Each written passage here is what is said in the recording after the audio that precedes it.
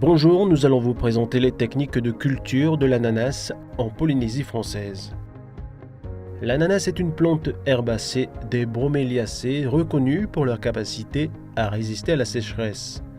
L'ananas Queen Tahiti cultivé en Polynésie appartient au groupe des Queen, différent du groupe des Cayennes, le plus cultivé dans le monde.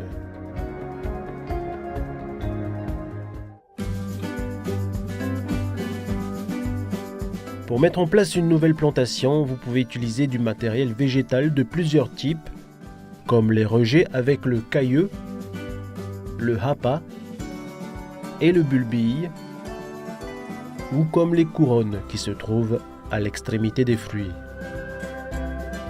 Les rejets commencent à être produits une semaine après la première récolte et il leur faut environ 3 semaines pour se développer. La récolte de rejets peut débuter 1 mois après la première récolte. La durée du cycle de culture est fortement dépendante du type de rejet utilisé. Les rejets sélectionnés doivent être de calibre similaire pour obtenir une plantation homogène et ainsi permettre un développement uniforme des plants. Un parage permet de dévoiler les yeux et les racines en éliminant les feuilles à la base du rejet. Cette action est effectuée avant la plantation et permet ainsi de calibrer ces rejets. Cette uniformité facilite ainsi la conduite et l'entretien de la culture. Le prélèvement des rejets étant long et fastidieux, la plantation des couronnes, plus aisée à obtenir et déjà de même calibre, est parfois préférée, malgré une durée du cycle plus importante. Sinon, l'utilisation des cailleux plus gros permet de réduire la durée du cycle. Le prélèvement des bulbilles plus petits, mais plus faciles à prélever, est intéressant en termes de temps et de quantité. Ces rejets sont alors laissés à grossir après le prélèvement. Attention néanmoins à planter les rejets dans un délai de 2 semaines après le prélèvement.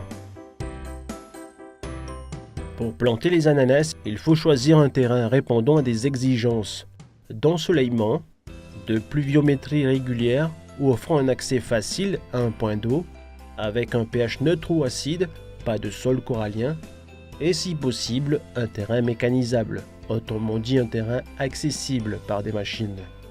Une terre meuble, légère, aérée et bien drainante facilite la préparation des sols et la conduite de la plantation. Une plantation d'ananas peut être conservée plusieurs années, mais sa conduite devient difficile. Il vaut mieux renouveler vos plantations après 1 ou 2, voire maximum 3 récoltes successives. Après la dernière récolte, il faut prélever les rejets et détruire la vieille plantation. L'appareil le plus adapté est le broyeur à axe horizontal, le rotobroyeur ou le tendobroyeur. Il permet de hacher finement la matière organique qui sera ensuite plus facilement enfouie dans le sol. Le broyage et l'enfouissement permettent la conservation de la matière organique sur la parcelle afin de maintenir et d'améliorer la fertilité du sol. Le système racinaire de l'ananas est très fragile et peu profond.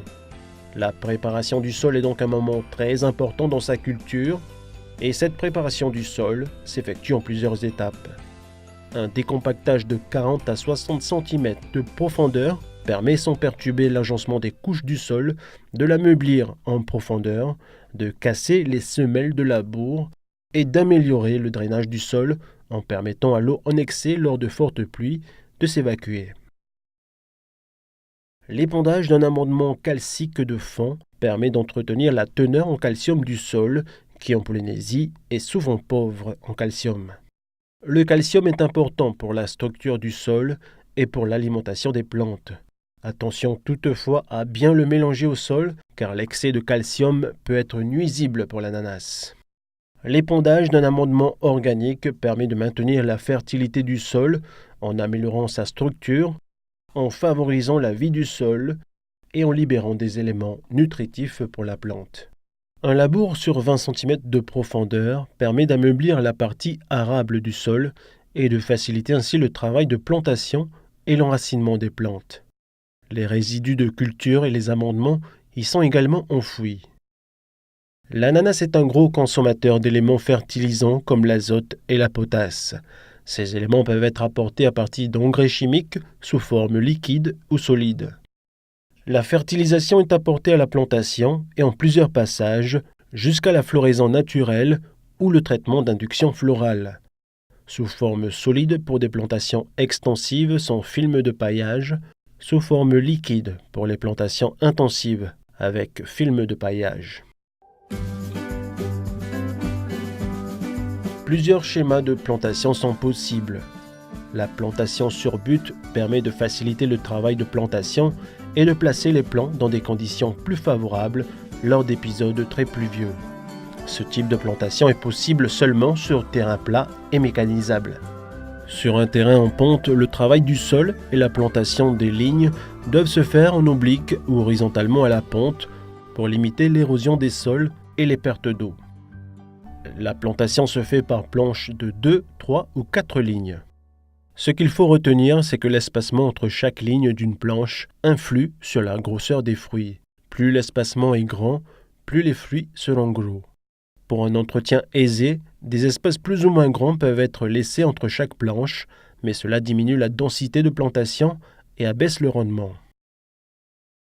Dans le cas de l'utilisation d'un paillage plastique biodégradable, la pose de celui-ci doit se faire lors de l'implantation de la culture sur terrain plat mécanisable. Une fois les lignes de plantation tracées, des sillons d'environ 8 cm de profondeur sont creusés pour accueillir les rejets. Afin de favoriser la reprise rapide des rejets, un premier apport d'engrais est possible directement dans les sillons avant la mise en terre des rejets. Les rejets sont placés à la main dans les sillons. Veillez à ne pas mettre de la terre dans le cœur pour éviter des risques de pourriture. La terre doit être légèrement tassée autour du rejet pour assurer le contact entre la tige du rejet et le sol. Bien que supportant le manque d'eau, l'ananas demande un minimum d'eau pour se développer normalement et assurer une production satisfaisante. Il nécessite des apports d'environ 80 mm par mois.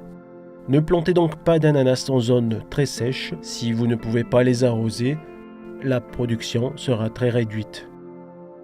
L'utilisation du paillage biodégradable permet de réduire le développement des mauvaises herbes, de maintenir l'humidité du sol et réduire la compaction du sol, de limiter le lessivage des engrais, d'accroître la température du sol et d'accélérer la croissance. Par contre, l'étanchéité du paillage limite l'apport d'eau par les pluies, nécessitant alors un apport d'eau manuel. Et le cycle long de l'ananas peut favoriser la prolifération de rongeurs à l'intérieur du paillage. Les intervalles entre les planches pourront être désherbés à la main ou par traitement avec des herbicides tout en veillant à utiliser un cache. La fertilisation doit être arrêtée 3 ou 4 semaines avant le tif.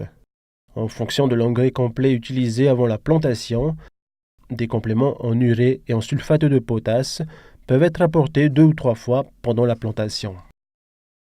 La floraison naturelle de l'ananas est provoquée par la baisse de la température et de la durée du jour, correspondant à la période de juin-juillet. La floraison débute alors vers le mois d'août. Pour s'assurer d'une récolte tout au long de l'année, la floraison peut être provoquée par le traitement d'induction florale ou tif. En jouant avec les dates de plantation, le poids et le type de rejet, cette technique permet d'étaler ses productions d'ananas tout au long de l'année et de récolter à peu près en même temps tous les fruits d'une même parcelle.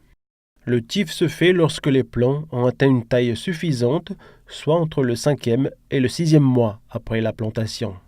On pulvérise directement dans le cœur de chaque plant 50 ml d'une bouillie obtenue en mélangeant 6 à 10 ml d'étrel à 10 litres d'eau. Pour que l'opération soit efficace, l'épandage se fait de préférence au lever du jour ou au coucher du soleil. Les délais entre la floraison et la récolte dépendent beaucoup des conditions climatiques. La fructification intervient quant à elle entre 5 et 6 mois après la floraison. Les fruits sont prêts à être récoltés dès que les 1/4 de la partie basse du fruit jaunit, un stade de maturité appelé tournant. Le pédoncule doit être sectionné à environ 5 mm de la base du fruit pour un conditionnement à l'horizontale ou à environ 2 cm de la base pour un conditionnement vertical. Après la dernière récolte, la vieille plantation est détruite. La matière organique issue de plusieurs broyages de la vieille plantation sera laissée sécher pendant environ 1 mois et viendra fertiliser le sol pour accueillir une nouvelle plantation.